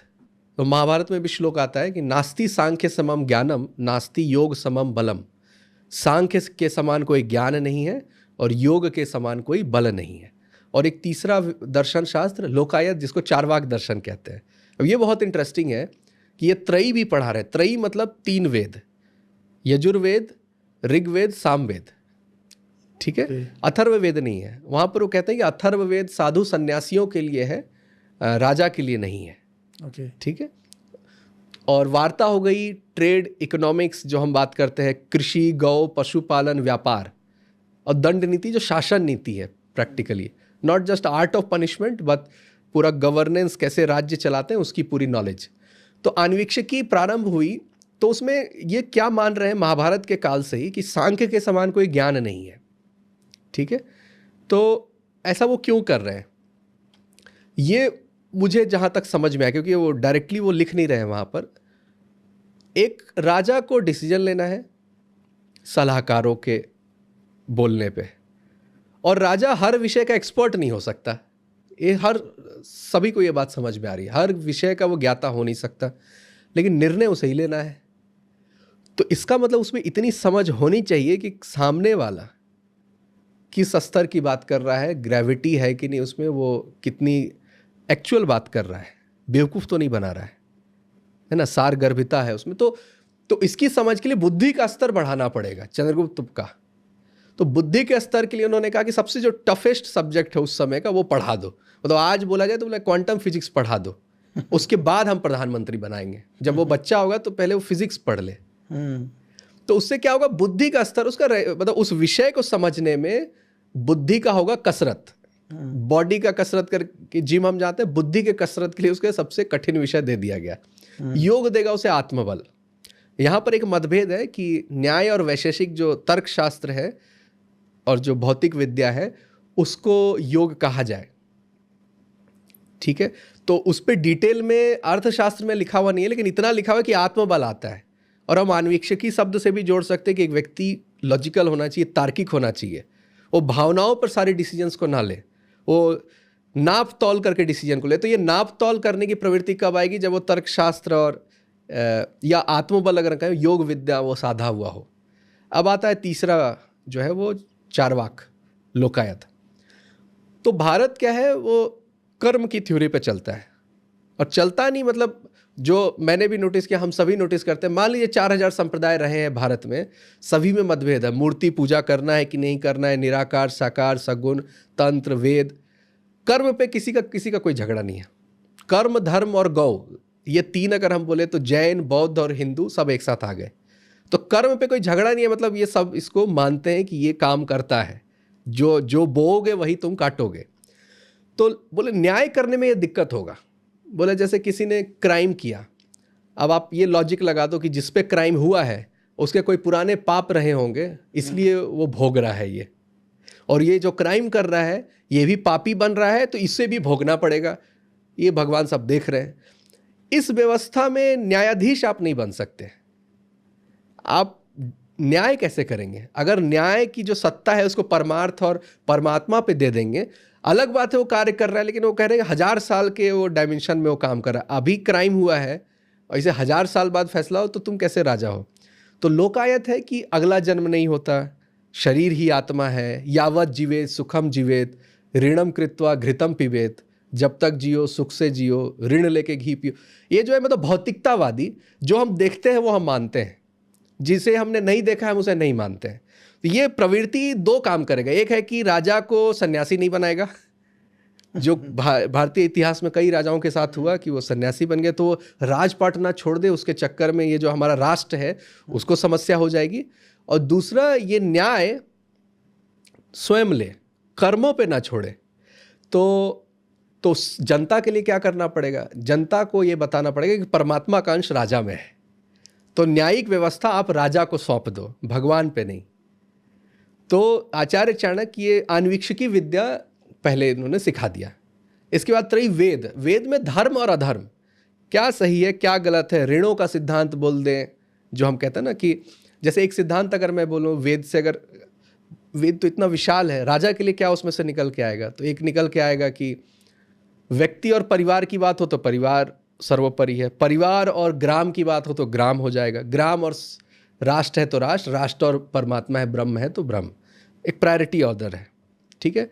हमें पंच यज्ञ करना चाहिए, है ना, पशु जीव जंतु का ध्यान रखना ही चाहिए, ऋषि ऋण निभाना चाहिए, चुकाना चाहिए, ज्ञान परंपरा को आगे ले जाओ, पितृ ऋण चुकाओ, फैमिली लीनियज को आगे ले जाओ, पुत्र पैदा करो। पुत्र, ये फेमिनिज्म इससे जोड़ के ना देखने करके हम परंपरा, परिवार की कुल परंपरा को आगे ले जाओ, अगर इससे हम जोड़ते हैं। और मनुष्य यज्ञ है, जो दीनहीन की सेवा करनी है। तो ये प्रिंसिपल ऐत्रेय ब्राह्मण अगर मैं कहूँ तो वहाँ से निकल के आ रहे हैं। तो वेद से सामाजिक नियम क्या होने चाहिए, क्या एक जो रियलिटी है, जो है ना, परम सत्य क्या है, उसकी समझ हो, ताकि मेरा बुद्धि, मेरा विचार करने की क्षमता बढ़ जाए, धर्म और अधर्म तौलने की क्षमता मेरे में आ जाए। क्योंकि है ये कठिन विषय, क्या धर्म है क्या अधर्म है, ये समय देश काल पर से बदलता है। इसीलिए महाभारत में कहते हैं तर्को अप्रतिष्ठा, तर्क से ये अप्रतिष्ठित है, धर्म की व्याख्या है। तो उस समय के जो महापुरुष होते हैं उसके मार्ग को आप अनुसरण कीजिए, वही धर्म का मार्ग है। तो ये त्रयी, वेद का अध्ययन से धर्म की समझ, तो पहले बुद्धि का विकास हुआ, सीधा वेद नहीं, बुद्धि का विकास हुआ, फिर वेद का अध्ययन, फिर बिजनेस की भी समझ। अब आप देखिए कोई नेता है जिसको अगर बिजनेस की समझ है, अब जैसे नितिन गडकरी हैं, ठीक है, उसके विरोधी हो सकते हैं, लेकिन हम सभी जानते हैं बिजनेसमैन तो हैं, 2,500 करोड़ का टर्नओवर है उनके अपने बिजनेसेस का। तो ऐसा व्यक्ति जो बिजनेस को जानता हो, तो बिजनेस को बढ़ाने के लिए उसकी समझ बेहतर होगी। वो जब कोई पॉलिसी मेकिंग में आएगा तो उसे पता चलेगा कि ये चीज़ बिजनेस को रोकने वाली लग रही है, इसको थोड़ा ईजी करो, ईज ऑफ डूइंग बिजनेस बढ़ाओ। और जिसे व्यापार की समझ नहीं है तो वो बिजनेस के लिए उतना नहीं कर पाएगा। तो बिजनेस इकोसिस्टम की भी समझ है राजा को, और दंड नीति, गवर्नेंस जो होनी ही चाहिए, मेन काम है, मेन। लेकिन ये 3 आपको मिसिंग दिखेंगे। पहले जो 3 हैं, आन्वीक्षकी, वार्ता और त्रयी, ये 3 तो है ही नहीं ना, अभी के लीडरशिप ट्रेनिंग में नहीं है। ये किसी में पहले से है, परिवार से आया, वो अलग बात है, लेकिन वो ट्रेनिंग पार्ट नहीं है कि एक लीडर है तो उसको ये 3 विद्याओं को सिखाया जाए और फिर उसे गवर्नेंस। क्योंकि बाद में होता क्या है, धर्म और अधर्म की जब समझ नहीं होती है तो हम क्या करते हैं, पद का प्रयोग करते हैं, दुरुपयोग करते हैं। तो ब्यूरोक्रेसी में जो हम कहते हैं रेड टेप एरिया, ये होने नहीं देते काम को। जुडिशियरी में 20-20 साल तक केस पेंडिंग रहते हैं। नेता जो है वो जातीयता बस कर रहे हैं, तोड़ो देश को, भेद की नीति से अब पावर में राइज करने के लिए कुछ भी कर रहे हैं। अभी जैसे हम कहते हैं विरोधी दल इतना विरोध करने लग जाते हैं कि राष्ट्र का ही विरोध करने लग जाते हैं। कम से कम कंपटीशन पॉलिटिक्स के लेवल पे होनी चाहिए। राष्ट्र, सभ्यता, संस्कृति, इसको कंपटीशन से दूर रखना चाहिए। आपकी जो लड़ाई है तो, लेकिन कंपटीशन इतना होता है कि इतना हैवी हो गया है कि हम अब हर विचारों का ही विरोध करते। सामने वाला अगर बोल रहा है कि बाएं चलना चाहिए तो मैं अब दायां ही चलूंगा, इस लेवल का विरोध हो गया है। अब ये क्या नाम है, आपके इसके अंदर एक एडिशन करना चाहूँगा। ईसाई जो मत है, ईसाई मत के अंदर बोला जाता है the revenge is not yours. उन्होंने जो ये कर्म वाली जो बात थी, शायद उनमें थी या नहीं थी, पर यहाँ से ले करके उन्होंने डाल दिया। जब वो एक तरीके से हमने देखा हो, ये इनको प्रभावित करने की कोशिश करते हैं अपने मत में लाने के लिए, तो ये बात एक बार बार बोलते हैं कि the revenge is not yours, revenge ऊपर वाला लेगा। ये आपकी जो बात थी तो उसी के अंदर एक एडिशन करना चाहूँगा। अब मेरा तो उसमें कन्फ्यूज़न क्या है वो मैं अगर क्लियर करूँ, मतलब वहाँ वो गलती कहाँ हो रही है। नाइसेन क्रीड जो हम कहते हैं, जो एडम और ईव वाला, एप्पल वाला, कि गलती उन्होंने की, और क्योंकि मानवता जो है, ह्यूमैनिटी उनकी ही संतान है, तो कर्म जो है, पाप जो है, वो डीएनए में जा रहा है, अगली पीढ़ी में भी पाप चला जाता है। ये हमारे यहाँ नहीं होता है। कर्मों का हिसाब आप ही हैं। आपके पिता के कर्म वही भोगेंगे, आपका कर्म आप ही भोगेंगे, आपका बेटा का कर्म वही भोगेगा। ट्रांसफर नहीं होता, पहला तो ये नॉन ट्रांसफरेबल है, ठीक है। दूसरा, जो जीसस क्राइस्ट का नाम आता है तो एक हम क्या कहते हैं, सत्कार्यवाद कहते हैं, कार्य कारण सिद्धांत। एक कारण है, उसके बाद कार्य होगा। बीज है तब वृक्ष बनेगा, बीज से वृक्ष बनेगा। तो जब वो हो गए तो उनके पहले वाले लोग जो पापी लोग हैं, उसका रिवेंज, उसका भोगना तो उन्होंने कर दिया। उनके बाद जो जन्म लिए उनका वो पहले कैसे भोग लिए, जो कर्म हुआ ही नहीं है, जो पाप ही नहीं है ना पुण्य है, उसका भोगेंगे वो कैसे, क्योंकि वो समय में पीछे है। तो यहाँ पर एक या तो वो अमर उनको बनाना पड़ेगा, जो बाद में आई थिंक मुझे वो उतना डेप्थ में नहीं मालूम, लेकिन यहाँ पे फैलेसी एक है कि बैकवर्ड कैसे हो सकता है। और रीबर्थ, उन्होंने सॉल्यूशन रीबर्थ का निकाला, बिल्कुल, खैर कि अभी मतलब सह शरीर ऊपर नहीं गए हैं, यही है, ये सॉल्यूशन निकाला हुआ है। खैर दूसरी बातों पर आते हैं हम लोग। जो ये अभी हमारे को एक चीज़ देखने को मिलती है कि चाणक्य को, आचार्य चाणक्य हैं, इनको भारत का मैकियावेली बोला जाता है। मैकियावेली मेरे हिसाब से ये मेरे को तीन आदमी लगते हैं जिन्होंने एक बहुत बड़ी छाप छोड़ी है हमारे मतलब पूरे जो इस तरीके राजनीतिक और जो इस तरीके के ये मतलब परिवेश के अंदर। एक तो मैकियावेली, एक आचार्य चाणक्य, और एक चीन की सभ्यता की तरफ से उधर से आते हैं सिंजू। इनको क्या कहना चाहेंगे, और वैसा क्या है कि मतलब इनके बारे में और बताइए आप। जैसे सबसे पहले तो मैं ये मेंशन करना चाहूँगा, जैसे दक्षिण भारत में है संत तिरुवल्लुवर, तो उनको वहाँ कहा जाता है कि ये कबीर दास है साउथ के। ओके। अब कबीर दास हुए हैं बाद में, हाँ तो कबीर दास को कहना चाहिए कि ये है नॉर्थ के संत तिरुवल्लुवर। हाँ हाँ पहली बात तो ये है। हाँ। तो मैकियावेली और चाणक्य ये इंडिया के मैकियावेली थे। इसका मतलब ये है कि आप उसको चेज कर रहे हैं, आप महान हैं लेकिन आप मैकियावेली जैसा बन रहे हैं, मतलब हम ही महान है, मतलब बेंचमार्क जो है वो सेट कर रहे हैं। ओके। अमीश त्रिपाठी को क्या बोला जाता है, शायद डैन ब्राउन ऑफ इंडिया ऐसे करके उन्होंने शायद लिखा था कि ये इंडिया के डैन ब्राउन है।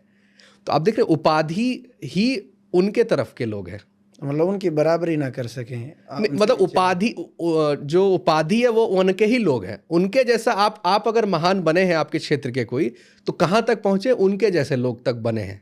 मतलब डिसाइड वो करेंगे कि क्राइटेरिया क्या है महान बनने का। ठीक है। और तीनों व्यक्ति देखिए अलग अलग रोल निभा रहे हैं। कभी भी अब आचार्य चाणक्य के 6000 सूत्र जब पढ़ेंगे तब पता चलेगा कि अगर सुंजू से मैं स्टार्ट करूं तो सुंजू का काम है वो आर्मी में है, आचार्य चाणक्य गवर्नेंस में है, वो पूरा राष्ट्र के गवर्निंग बॉडी जो भी है उसको संचालन करने की प्रक्रिया बता रहे हैं। सुंजू सिर्फ आर्मी के बता रहे हैं, पहली बात। आर्ट ऑफ युद्ध की कला बता रहे हैं, आर्ट ऑफ वार। वो देश कैसे चलाते हैं उस पर नहीं बता रहे, पहला अंतर। मैकियावेली जो है, जो द प्रिंस है बुक, वो राजा के अराउंड सारी बात हो रही है, फिर समाज के अराउंड उतनी बात नहीं हो रही है। तो अगर आचार्य चाणक्य को देखेंगे तो उसको इंग्लिश में हम कहेंगे पॉलीमैथ है। वो इकोनॉमिस्ट हैं, स्ट्रैटेजिस्ट हैं, पॉलिटिकल साइंस के विशेषज्ञ हैं, साइकोलॉजी की समझ रखते हैं, राजतंत्र की समझ रखते हैं, है ना, आर्मी की भी समझ रखते हैं। तो ये कंपैरिजन में पहले ही ये फैलेसी है। व्यक्तित्व एक जैसा है, बस वो बोल सकते हैं कि वो डिसेप्शन को एक हथियार मानते हैं। भारत में जैसे मैं बोलूं कि छत्रपति शिवाजी महाराज जो धोखे का जो प्रयोग है, वो भारतीय कभी धोखा नहीं देते थे। युद्ध में भी कहते हैं कि वो धर्म का पालन करते थे। तो युद्ध में धर्म के पालन की वजह से बहुत डिक्लाइन हुआ भारत का, कि युद्ध में आप मोरालिटी क्यों दिखाते हैं, नियमों का पालन क्यों करते हैं, नियमों को तोड़िए। तो छत्रपति शिवाजी महाराज ने नियम को तोड़ा युद्ध में, और वो राइज देखते हैं। तो ये तीनों, अगर मैकियावेली, आचार्य चाणक्य और सुंजू को देखेंगे तो ये थोड़ा ट्रिकरी वाले लोग हैं, मतलब सीधे लोग नहीं है, मतलब ये समझते हैं कि मतलब जो है रियलिस्ट उस सेंस में इक्वल है, लेकिन तीनों की जो विद्याएं हैं वो अलग अलग है। एक राजा के अराउंड है, एक आर्मी के अराउंड है, एक व्यक्ति का पूरा समाज के अराउंड है। उसमें जितने भी अंग होते हैं, क्योंकि वो फैमिली डिस्प्यूट के बारे में भी बात करते हैं। आचार्य चाणक्य ऐसा नहीं कि सिर्फ राजा की बात कर रहे हैं, सिर्फ आर्मी की या सिर्फ फैमिली की, तीनों लेवल पे बात कर रहे हैं। और वो पॉलिटिकल कंसल्टेंट नहीं है, उन्हें सलाह नहीं दिया। एक्चुअल में धनानंद को जो वचन दिया था कि नंद वंश का जो विध्वंस करके एक नए साम्राज्य की स्थापना करूंगा, वो करते हैं वो।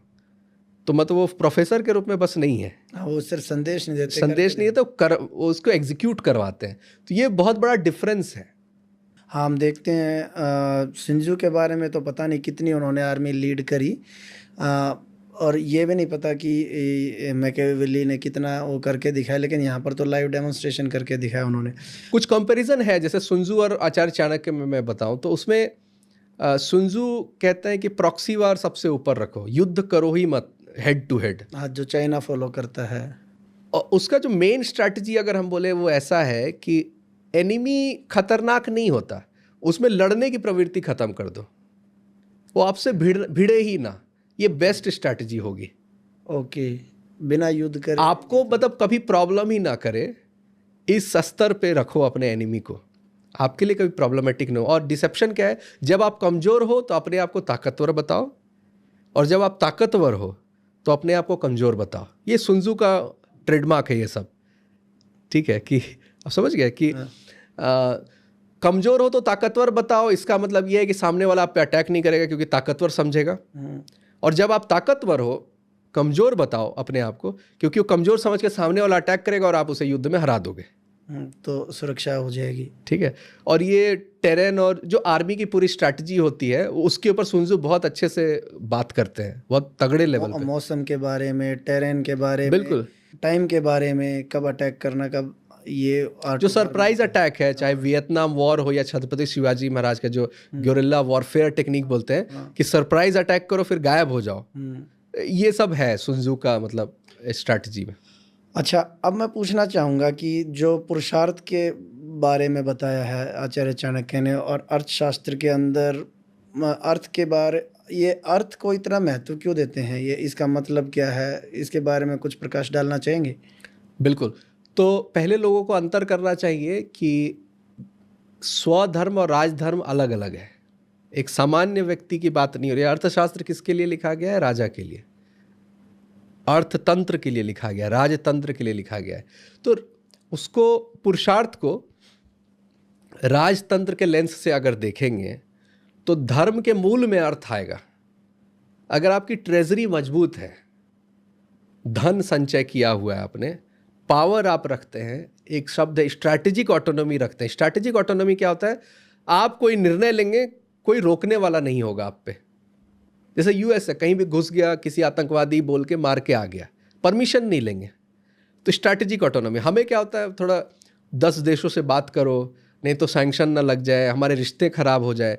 तो सबको साथ लेके चल के जब वो निर्णय लेते हैं तो उसमें ऑटोनॉमी नहीं है। ऑटोनॉमी मतलब खुद डिसीजन लेना।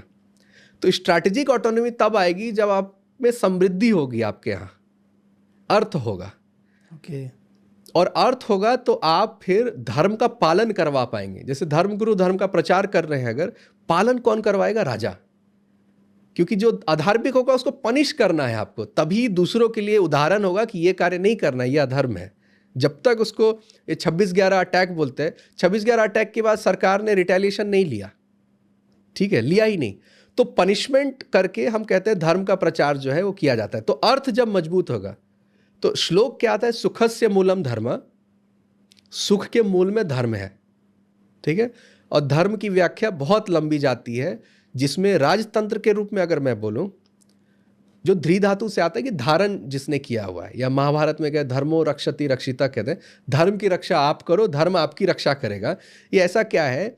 उसमें एक पार्ट आता है अकाउंटेबिलिटी। हर व्यक्ति को जो कर्तव्य दिया गया है, अगर उन कर्तव्यों का वो पालन करता है तो वो धार्मिक व्यवस्था का निर्माण करता है। Justice, bureaucrat, peon, police, engineer, जो भी हर व्यक्ति जिसको जो कर्तव्य है सही ढंग से अगर वो पालन करता है तो वो धार्मिक व्यवस्था में। तो धार्मिक व्यवस्था में क्या होता है? सुख आता है। लेकिन वो धार्मिक व्यवस्था कब लागू होगी? जब आप मजबूत हो रहे हैं, समृद्ध हो रहे हैं। तो 4 पुरुषार्थ में, धर्म, अर्थ, काम, मोक्ष में, मोक्ष को तो अलग से उन्होंने लिख दिया कि ठीक है, सभी समस्याओं का निवारण मोक्ष में है, बात खत्म। अब ज्यादा हम बात नहीं करेंगे, त्रिवर्ग पे आ जाएंगे, धर्म, अर्थ और काम। वहां पर इन्होंने अर्थ प्रदान कर दिया, क्योंकि वो तंत्र की बात करे, एक व्यक्ति के स्वधर्म की बात नहीं करे, क्योंकि वहां तो फिर धर्म प्रधान हो जाएगा, है ना। वहां पर धर्म प्रधान हो, लेकिन एक तंत्र के लिए, एक सिस्टम के लिए, इकोसिस्टम के लिए रिसोर्सेस, पैसा, पावर, ये जरूरी है, बहुत जरूरी है। आप कमजोर होके धार्मिक व्यवस्था का निर्माण नहीं कर सकते। आप कमजोर होके गरीबी से आप समृद्धि की ओर सीधे तौर पे ऐसे नहीं जा सकते। अब दोबारा आपको एक बार पीछे लेके जाना चाहूँगा। मैं पूछना चाहूँगा कि जैसे यूँ समझिए, अब शत्रुबोध पे ही आ जाते हैं एक बार दोबारा।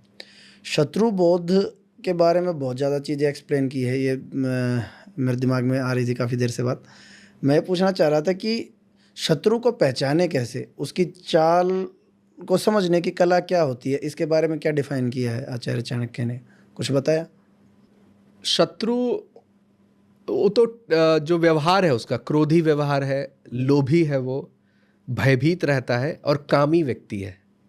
तो ये बनते हैं शत्रु, ये इनका मतलब मूल है, जो ना रूट कॉज एनालिसिस, यही मूल है। इन चारों का कोई दोष नहीं है तो वो शत्रु ना ही बनेगा, मतलब नहीं बनेगा वो आपका, ठीक है। तो ये उनकी जो अंडरस्टैंडिंग है वो इसी लेवल पे है। ओके। और एक बात है कि वो सीधा वो कहते हैं करप्ट होने का पोटेंशियल किसमें ज़्यादा है, तो बोलते हैं राजपुरुषों में, और जिनके पास शक्ति है वही करप्ट होगा, वही करप्ट होगा। तो मैं बुक में भी ये लिखा हूँ, जो मेरी बुक है चाणक्याज इंटेलिजेंस, में लिखा हूँ कि अभी हमारे पास इंटेलिजेंस एजेंसीज, IB है, रॉ है, जो हम कहते हैं, चाणक्य सर्वेलेंस स्टेट रखते थे चाइना की तरह, अधिकारियों का चेकिंग होते रहता था। मतलब स्पाइस जो है वो शत्रु के लिए सिर्फ नहीं है, जो शत्रु बन सकते हैं, तो वो मतलब ये जो अधिकारी हैं, न्यायाधीश हैं, इन सब का जो हम कहते हैं ना, वो पेगासस वाला जो आया था, पेगासस, हाँ, तो उसको सब लोगों ने क्या बोला कि ये बहुत गलत हो रहा है, प्राइवेसी पे अटैक है, प्राइवेसी पे अटैक नहीं होना चाहिए। तो आचार्य चाणक्य करते थे प्राइवेसी पे अटैक। क्यों? क्योंकि वो चेक करते रहते थे कि कौन, वो यहाँ तक जाते थे, मैं बता रहा हूँ, व्यक्ति ठीक है, उसकी जो पत्नी है, धर्म पत्नी है, वो बहुत श्रृंगार प्रेमी है और लोभी है, उसे रत्न चाहिए ज़्यादा, तो व्यक्ति भले सीधा हो, उसके लिए फिर वो करप्ट बनेगा। तो इनकम टैक्स डिपार्टमेंट में अगर है, रेवेन्यू डिपार्टमेंट में, तो उसकी पत्नी का भी व्यवहार का चेक करवा रहे हैं आचार्य चाणक्य, ठीक है। तो आप देख लीजिए कि वो कहाँ तक ये जा रहे हैं। बिल्कुल, मैं समझ रहा हूँ। अब एक सवाल आता है, आज के समय में, समसामयिक आज के समय में अगर आचार्य चाणक्य होते तो क्या क्या मतलब ये एक इमेजिनरी क्वेश्चन है, आज के टाइम पे होते तो क्या चेंजेस होते और किस तरीके से काम कर रहे होते? अभी जो सबसे बड़ी समस्या है, जो कहते हैं लोग, कहते हैं वॉर ऑफ नैरेटिव्स, लोग लॉजिक लगा रहे हैं, अपने अपने पक्षों का तर्क देते हैं। जैसे ध्रुव राठी की वीडियो आ गई, उसने अपना एक तर्क दिया, सबने अपना अपना एक तर्क दिया, ठीक है। तो उस पर आचार्य चाणक्य का अगर मैं एक थ्योरी लगाऊं, तो ध्रुव राठी क्या कर रहे थे, वो बता रहे थे कि मोदी जी डिक्टेटर बन जाएंगे, ठीक है। अब मैं कोई पक्ष और विपक्ष नहीं ले रहा हूँ, मैं एक बस जो थॉट प्रोसेस है उसको बता रहा हूँ। और बीजेपी बता रही थी कि देखिए इमरजेंसी लगी थी पहले, तो बीजेपी बता रही थी पास्ट एक्टिविटीज़ के बारे में जो हुई और प्रमाणित हैं, और ध्रुव राठी वो बता रहा था जो फ्यूचर में होगी, संभावना है, हुई नहीं है। तो वो मास, जो कहते हैं फियर साइकोसिस जो होता है, मास साइकोसिस, फियर इन्फ्लिक्ट कर रहा था, फियर जो डर है, डर को वो डाल रहा था और वो लॉजिक दे रहा था। तो आचार्य चाणक्य क्या कहते थे कि लॉजिक नहीं, कॉन्सिक्वेंस पे हमें ज़्यादा ध्यान देना चाहिए। पास्ट में हुआ क्या है, किस किस एक्टिविटी की वजह से, उसकी एनालिसिस आप करो, रेदर देन प्लानिंग और लॉजिक के। या एक व्यक्ति को मुझे चुनना है, उसका मैंने इंटरव्यू लिया, उससे पूछा गया कि आप इस कार्य को कैसे करेंगे, तो उसने पूरी अच्छी प्लानिंग बताई। तो आचार्य चाणक्य क्या करेंगे, उसका ट्रैक रिकॉर्ड देंगे, तो पिछले 15 साल में उसने कितनी प्लानिंग एग्जीक्यूट किया, जो उसने कहा वो हुआ है कि नहीं, ठीक है। तो ये जो डिक्टेटरशिप वाला है, ये हमने देखा कि 15 साल से बोला जा रहा है और वो कोई बन नहीं रहा डिक्टेटर, ठीक है। और ये जो थ्योरी है, ये पूरे दुनिया में दिखती है, जहां रिजीम चेंज होता है, जहां सरकारों को बदलना है, वहां कहा जाता है ये डेमोक्रेसी के विरुद्ध जा रहे हैं, ये सिद्धांतों के विरुद्ध जा रहे हैं, ये देखिए आपके अधिकारों को छीन लेंगे, ये कर लेंगे, उसके आधार पर लोगों को बता दिया जाता है। अगर कर लेंगे, वो तो प्रोबेबिलिटी है ना, वो संभावना है, हो सकती है, उस पर मैं नहीं बोल रहा हूं कि नहीं हो सकती है, लेकिन जो हुआ है उससे आप आंख बंद कर लेते हो। जो 100 साल में हुआ है भारत के साथ, विश्व के साथ, जो 200 सालों में हुआ है, तो इतिहास क्या होता है, राष्ट्र की एक चेतना होती है। बोलते इतिहास और हिस्ट्री में क्या रखा है, तो मैं बोले आपकी मेमोरी मैं छीन लेता हूँ, आपकी जो 30 साल की मेमोरी है, आप जीवन जिए, आप अगले दिन आप देखिए कैसे आप जीते हैं, तो आपकी जो मेमोरी है, तो जो इतिहास है वो एक राष्ट्र की मेमोरी होती है, उसको अगर आप भुला देंगे तो आपकी आइडेंटिटी खो जाएगी। तो आइडेंटिटी जब खो जाएगी तो आप कुछ भी बनेंगे, जो आपको बनाया जाएगा वही आप बन जाएंगे। तो अभी के जो सो कॉल्ड इन्फ्लुएंसर हैं, जो बताते हैं, वो ना तर्कों पे बहुत बात करते हैं और तर्क को बहुत अच्छा माना जाता है, लेकिन लोगों को नहीं भूलना चाहिए, 2 लॉयर तर्क करके फैसला नहीं लेता है जज, वो बोलता है सबूत लाओ, प्रमाण लाओ, तर्क। तो फैसला कब होता है? प्रमाणों के आधार पर, तर्कों के आधार पर नहीं। तर्क बस झुकाते हैं बातों को। आपने अच्छा तर्क दिया आपके तरफ, मेरा तर्क अच्छा है मेरे तरफ, फैसला नहीं हुआ है। तो थोड़ा पिक्चर को थोड़ा अगर बड़ा करें कि क्या क्या प्रमाणित रूप से हुआ है, वही तो हुआ है, वो तो संभावना नहीं है ना, वो तो भाई हुआ है, आप उससे सीख नहीं रहे हो। तो आइडियोलॉजिकल जो होता है, जैसे कम्युनिस्ट हुए या जो लेफ्ट हुआ, वो क्या करता है, वो इतिहास को बदलता है, क्योंकि उससे मेमोरी लॉस हो जाता है राष्ट्र का, और लोग में आइडेंटिटी क्राइसिस आती है। तो इसलिए इतिहास में छेड़छाड़ करना ये बहुत पुरानी प्रवृत्ति है। अंत में कहना चाहूँगा कि जो युवा हैं या युवा नेता हैं या नेता हैं, उनको आप क्या संदेश देना चाहोगे? कुछ संदेश जो आप देना चाहो। जो युवा है और युवा नेता भी है, युवा है, युवा नेता है या एस्टेब्लिश्ड नेता हैं, चाणक्य, क्योंकि अल्टीमेटली तो एडमिनिस्ट्रेशन और राजनीति के रिलेटेड इर्द गिर्द घूमती है। बिल्कुल। तो आपने इतना एनालिसिस किया, बुक लिखी, इतना तो आज के परिप्रेक्ष्य में क्या ऐसा संदेश देना चाहोगे? बिल्कुल। एक होता है शॉर्टकट। शॉर्टकट क्या होता है राजनीति में? जो शॉर्टकट होता है कि जो सिद्धांतों पे हम देखते आ रहे हैं उसी सिद्धांतों पे काम करो। जैसे बिहार में क्या सिद्धांत रहा, जैसे मैं झारखंड से आता हूँ, तो हमने देखा कि जाति की राजनीति करो और संख्या बढ़ाओ अपनी, ठीक है, और जो भी नंबर्स जिनके ज़्यादा हैं उनको खुश कर दो, बाकी समाज को छोड़ दो। एपीजमेंट पॉलिटिक्स जो हम कहते हैं, तुष्टीकरण की राजनीति। तो एक जाति को पकड़ो और एक दूसरा रिलीजन को पकड़ो, एक ग्रुप बनाओ और जीत जाओ, ठीक है। और कुछ इस स्तर पे भी मैंने देखा, बहुत मुझे हंसी आई, उन्होंने कहा कि एक बार विधायक बन जाएंगे पेंशन फिक्स हो जाएगा।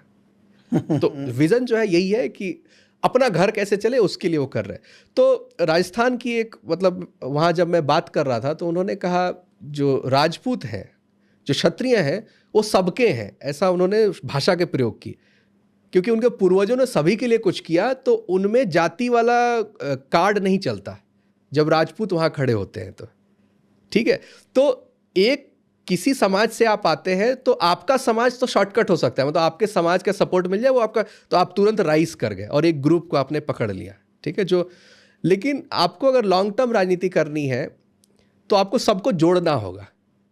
सबको आप जोड़िएगा नहीं समाज में, तो सामाजिक नेता पहले बनना चाहिए, उसके बाद राजनीतिक नेता बनना चाहिए। ये हम कहते हैं हेलीकॉप्टर लैंडिंग, जो अचानक से आप टिकट ले लिए पैसा देके किसी भी प्रकार से, फिर कुछ आप कर नहीं पाते समाज के लिए, क्योंकि आप समाज से निकल के आए नहीं है। तो पहले के जो नेता होते थे, मतलब आज़ादी के समय में, सभी सामाजिक नेता हैं, लोगों के बीच से आए हैं। तो लोगों के बीच में समय बिताना और सभी के लिए काम करना, ऐसा नहीं कि इसके लिए नहीं करना इसके लिए करना, है ना। और थोड़ा लॉन्ग टर्म गोल रखेंगे तो हम कहते हैं कि वो ज़्यादा बेहतर। और बाकी जो गुण है उसमें अच्छा वक्ता होना चाहिए, समझ होनी चाहिए, और भी जो भी प्रोसेस है, बहुत शॉर्टकट्स बहुत है, रोड जाम करवा दो, काम रुकवा दो, उससे आप नेता बन जाते हो, कंट्रोवर्सी क्रिएट करो, उससे आप नेता। लेकिन आजकल के समय में इनकी लाइफलाइन बहुत छोटी है। अगर इस तरह से आप तुरंत नेता बन रहे हो, आपको लॉन्ग टर्म अगर बनना है तो एक विचारधारा, जोड़ने की विचारधारा से आपको काम करनी पड़ेगी, ये बहुत आवश्यक है। सभी दर्शकों का धन्यवाद, आप सब हमारे साथ जुड़े, और रवि जी आपका तो तहे दिल से धन्यवाद है कि आप आए और इतने महत्वपूर्ण विषय के ऊपर और इतनी इन डेप्थ इन्फॉर्मेशन आपने लोगों को दी। तो यही है, आपको आगे भी हम लोग परेशान करते रहेंगे, हम जी कोई दिक्कत नहीं, अपेक्षा कीजिएगा, आपको फिर से बुलाएंगे। बिल्कुल। तो यही कहना चाहेंगे सबको, जय श्री राम। जय श्री राम।